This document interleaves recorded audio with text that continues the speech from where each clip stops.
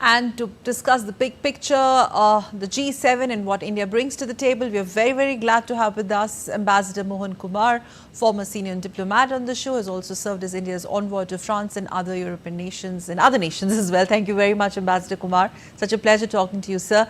So, how do you see this year's summit? This is an expanded guest list. Arab League is joining for the first time,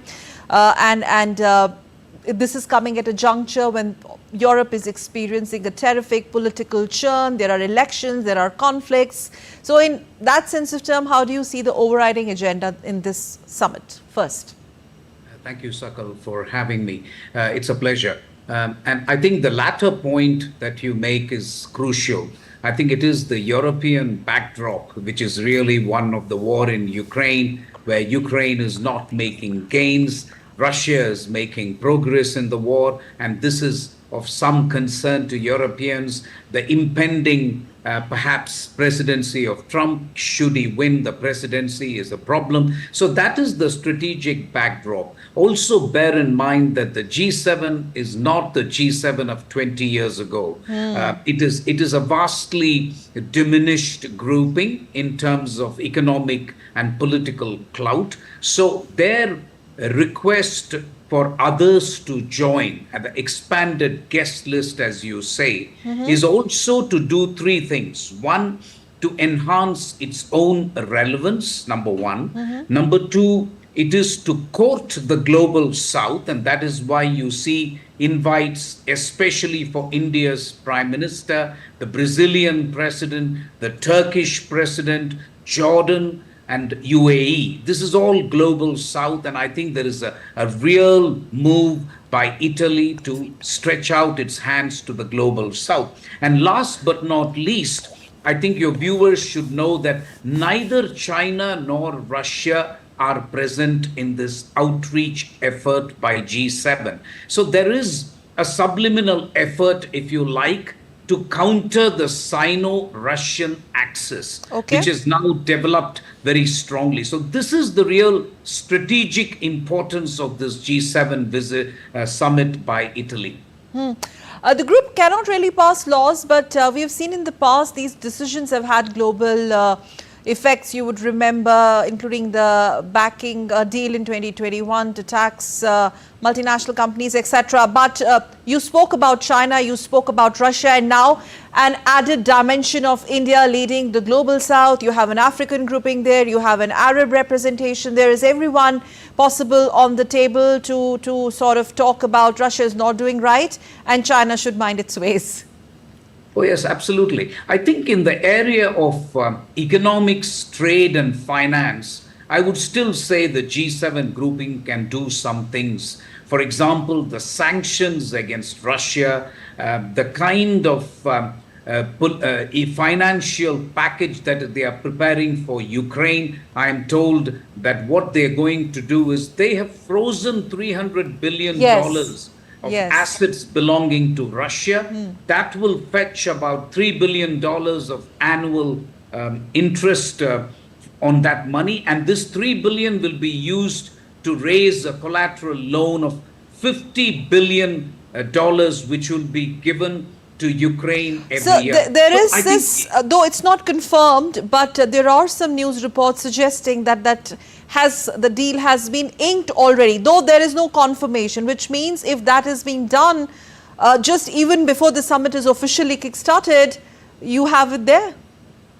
I think it will be done, Sakal. I will be very surprised if the G7 finishes its summit tomorrow and it is not able to give this $50 billion per year. I mean, Zelensky would not be making this trip to go to Puglia if he is not even sure of getting $50 billion a year. I think the more important thing is Ukraine signing a 10-year security pact with United States and another security pact with Japan.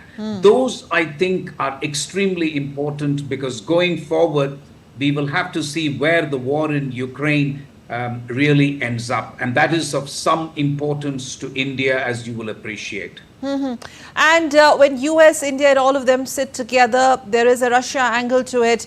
Talking about what all India brings to the table, do you think there are going to be some difficult conversations where India can really navigate its way through? I think on Ukraine, we will come under some pressure, especially on buying oil and stuff like that. But I think that argument has already been made by the Western partners to India. And I think India has justified itself through its external affairs minister quite well. So I don't see a problem on that front. On the other hand, I think India can make useful contributions in the outreach segments which have to do with artificial intelligence, where the Pope, I am told, is going to make a declaration as well on the ethics of artificial intelligence, on migration, on climate change, and on food and energy security. These are the segments in which outreach countries will be expected to intervene. And I think on food, energy security, and artificial intelligence, I think India can make a solid contribution.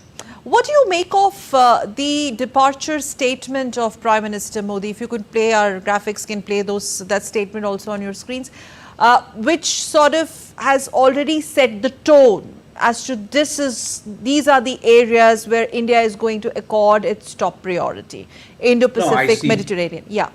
Yeah, I see two things straight away. I mean, Indian Prime Minister will be one of the leaders with the strongest democratic mandate among all the leaders present there, other than the Italian Prime Minister, who's also got a strong mandate. We are looking at American president who is going to have an election. We are going to look at the UK Prime Minister who will probably lose the election. We are looking at both the French and the German presidents, who have received a strong rebuke in the European elections. So the first point I would make is the Indian Prime Minister is a strong leader, and this is the first overseas visit that he is making.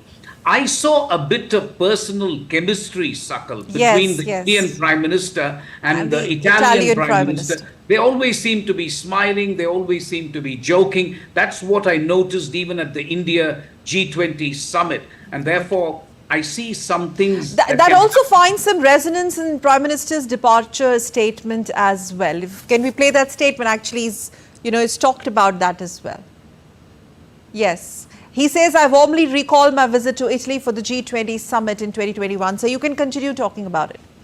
No, I think I was just saying, with the France, which has been weakened, with the Germany that is looking inward, Italy, strangely enough, it's not an outsized economy, I know, but Italy seems to be playing an important role in Europe.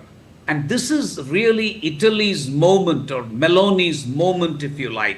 And that is why I think the conversation between the Italian Prime Minister and the Indian Prime Minister will be important.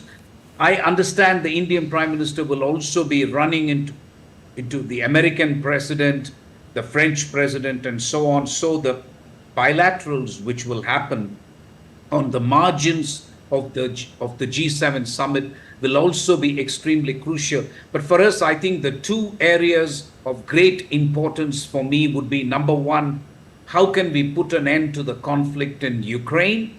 Gaza will, of course, carry on, but I think there is a ceasefire agreement which looks likely, and the G7 can support that. But more importantly, issues like food security, energy security, migration. India will try to be the voice of the global south again in this G7 summit. That is one of the reasons why India has been invited. So India will put forward its views on food and energy security, which will really mirror the concerns of the global south. Yes, sir. I quickly wanted to ask you about, since you mentioned Gaza, so it's the whole conflict in the Middle East, the fact that we know that Turkish Prime Minister is also amongst the invited list. So it's not only going to be Russia, Ukraine, but would they like to touch upon Israel, Palestine as well? Though the communication so far says yes. No, the Gaza issue has been listed as one of the items for discussion in the G7 summit. It's under the rubric of the Middle East. Obviously, they don't call it Gaza, but obviously, if you Yes. discuss Gaza, I mean Middle East, you're going to discuss Gaza. I think one of the issues for the Western countries has been the accusation of double standard.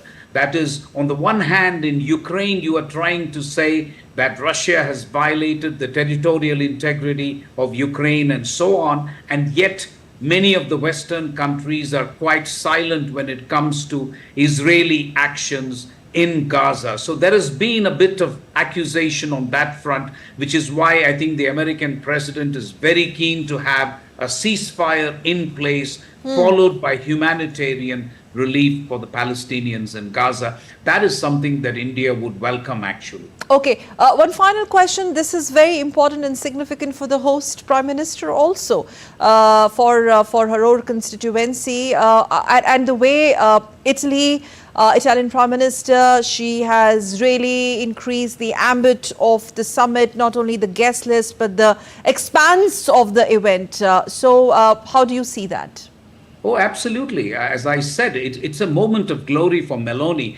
Don't forget the recent European elections have shown a clear tilt towards the right. As you know, Giorgia Meloni belongs to the center-right party in Italy. And she has managed to actually govern Italy quite well. Italy is used to political instability, coalition governments, and so on. But what Meloni has ironically brought to Italy is a certain measure of governmental stability, which one did not expect. And this will be her first foreign outing where she is hosting the top leaders of not just G7, but also leaders of the global south. So all eyes on Meloni, and it will depend on how she is able to swing things in Ukraine and how substantive the joint statement will be. Right. For that, we'll have to wait a bit. But such a pleasure talking to you, Sir Ambassador Mohan Kumar. Thanks for joining us on this broadcast. Thank you, Sakal. Thank you.